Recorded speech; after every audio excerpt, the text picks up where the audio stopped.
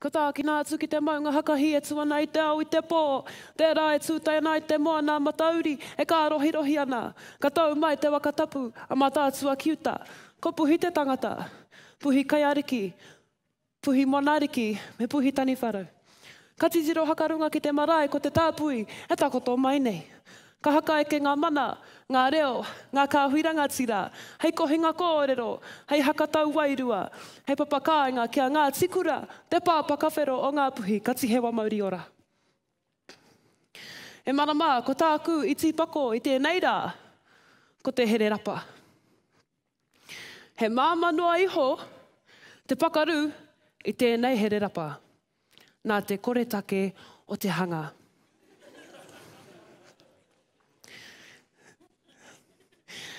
He māmanua iho te pakaru i te here rapa, pērā ki tōku korokoro.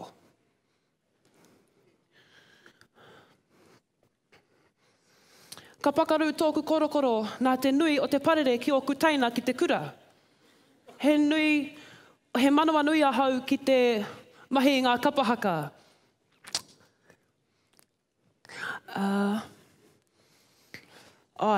So, no reira, tiakina o koutou korokoro, tiakina te here rapa, ka kore e pakaru. Kia ora mai tātou.